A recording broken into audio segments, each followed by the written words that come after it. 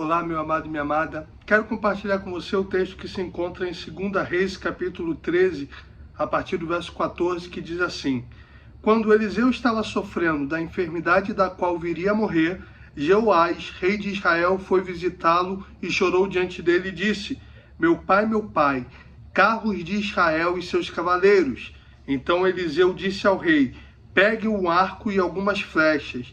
Jeoás pegou o arco e as flechas. E Eliseu disse ao rei de Israel: empunhe o arco. O rei fez assim. Então Eliseu pôs as mãos sobre as mãos do rei e disse: abra a janela que dá para o leste.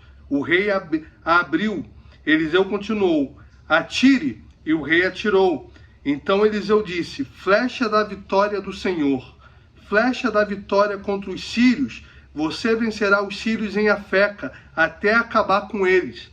Eliseu disse mais: pegue as flechas. Ele as pegou. Então disse ao rei de Israel: atire contra o chão. O rei fez isso 3 vezes e parou. Então o homem de Deus ficou indignado com ele e disse: você deveria ter atirado 5 ou 6 vezes e assim venceria os sírios até acabar com eles. Mas agora vai vencê-los só 3 vezes. Irmãos, esse texto é tremendo e tem uma lição fantástica para nós, que nós precisamos entender isso nas nossas vidas. No final do verso 17, Eliseu, o homem de Deus, diz: você vencerá os sírios em Afeca até acabar com eles. Porém, no versículo 19, ele termina dizendo: e assim venceria os sírios até acabar com eles, mas agora vai vencê-los só 3 vezes. A postura do rei em relação à palavra do Senhor dada pelo seu profeta fez com que imediatamente o Senhor voltasse atrás da sua palavra. A palavra do Senhor através de Eliseu foi: fere a terra, que você vai vencer com os sírios até acabar com eles. Mas diante da displicência daquele rei, o profeta diz: se você ferisse a terra 5 ou 6 vezes, e ali tem todo um simbolismo, você acabaria com os sírios, mas agora você vai vencer 3 vezes só.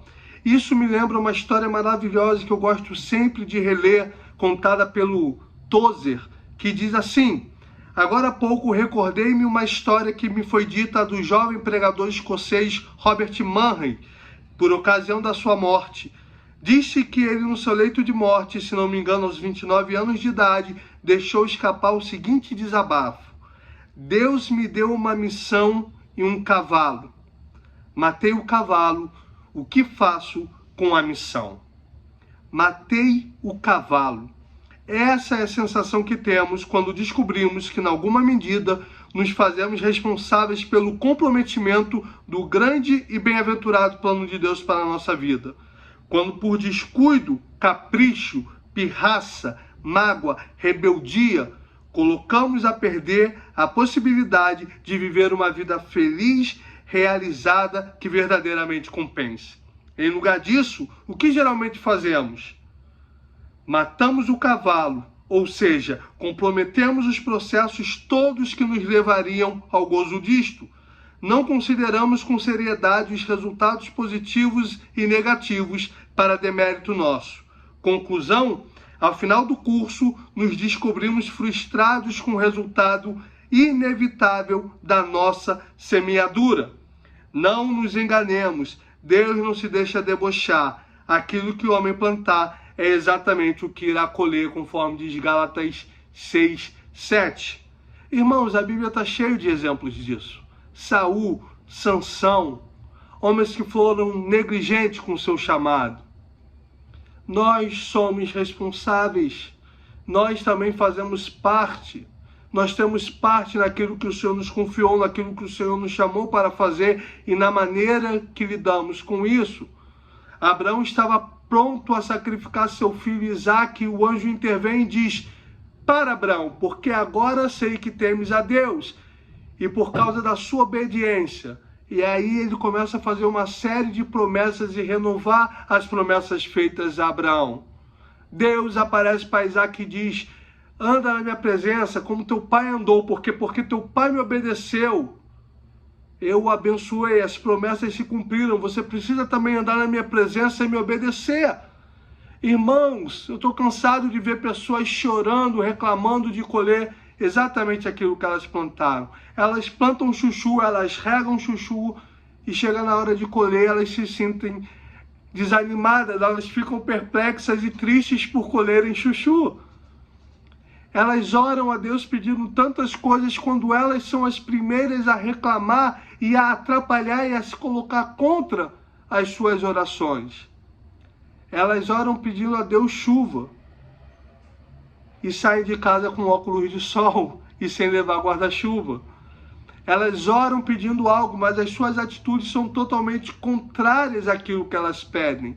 Elas pedem de Deus algo e quando vem, elas reclamam. Elas pedem para que Deus abençoe os seus negócios, abençoe o seu trabalho, envie clientes. E quando esses clientes vêm, elas reclamam, elas murmuram, reclamam de sair tarde, reclamam de estar cansados. Muitos pais oram a Deus pelos seus filhos, para que seus filhos se convertam, para que seus filhos se envolvam na igreja. Eu tenho muitos amigos, líderes de adolescentes e jovens, e às vezes a parte mais difícil de trabalhar com adolescentes na igreja é lidar com os pais. E quando eu digo isso, eu me refiro a pais crentes, que são os primeiros a ser pedra de tropeço e obstáculo na caminhada cristã dos seus filhos. Irmãos, até quando nós vamos matar o cavalo que Deus tem nos dado para entregar a missão? Até quando nós vamos nos colocar contra? Esse rei não obedeceu totalmente à palavra do Senhor. Então, ao invés de acabar com os sírios, ele os feriu apenas 3 vezes. Que possamos ter discernimento e sensibilidade à voz do Senhor, para que possamos agir de acordo com aquilo que o Senhor quer de nós, de acordo com as nossas orações, de acordo com aquilo que temos pedido a Deus. Que o Senhor te abençoe, em nome de Jesus.